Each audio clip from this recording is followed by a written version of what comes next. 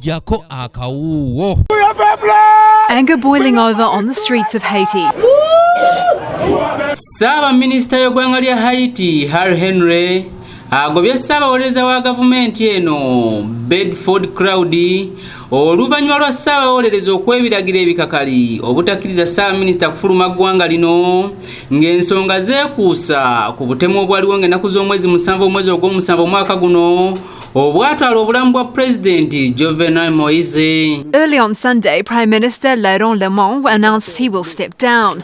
His resignation was widely predicted after President Michel Martelly told reporters Lamont was ready to make a sacrifice. Crowdy agobeddwa ssaawa ntini nnyo ng'omulamuzi mu kkooti enkulu abadde mu mitambo gy'omusango ogwawaaba bannamateeka mu ggwanga lino nga balumiriza Ssaabaminisita okwenyigira mu butemu obwatwala Pulezidenti w'eggwanga lino ng'asangiddwa mu ofiisi ye ng'afudde. We are asking the US government to come take the president with them because they are the ones that put him in power. Crowdy alumiriza Ssaabaminisita okuba mu kkobaane eryatwala Pulezidenti Moise era ategeeza nti okusinziira ku masimu ge baalumika ng'ennaku z'omwezi 7 essimu eyasooka ku ssaawa 5 ez'ekiro dakiika 45 n'eyaddako ku ssaawa 6 dakiika 3 nga ziraga nti Ssaabaminisita yali ayogerezanya n'abatemu nga baluka olukwe butebe banatta Pulezidenti.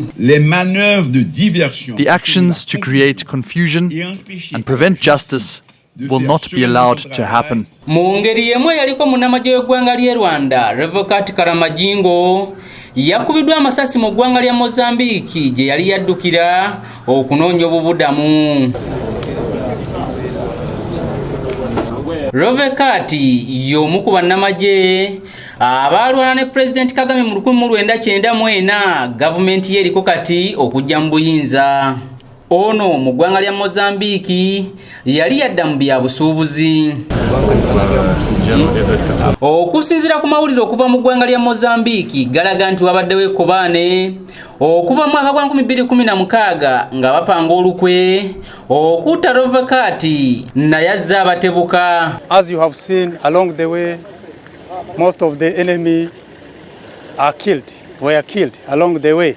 So others have disappeared in the forest. Ono siye munnansi wa Rwanda asoose okutemulwa ng'addukidde mu ggwanga eddala nga ne mu mwezi ogwokubiri omwaka guno eyali akulira oludda oluvuganya gavumenti mu ggwanga ly'e Rwanda, Seefu Bompokiri yakuwa amasasi mu ggwanga lya South Africa. Mu mwaka gwa 2014 eyaliko ssaabakessi mu gavumenti y'e Rwanda, Patrick Kalegaya yattibwa mu woteeri mwe yali asuze mu kibuga Johannesburg. Mu mwaka gwa 2010 eyali akulira amagye mu ggwanga lino, Faustina Kayumba naye yasangibwa ng'akubiddwa amasasi mu kibuga Johannesburg. I think some security officers are allowed to carry guns in civilian attire, especially those who are doing investigations, and they are known by the system. I don't think that's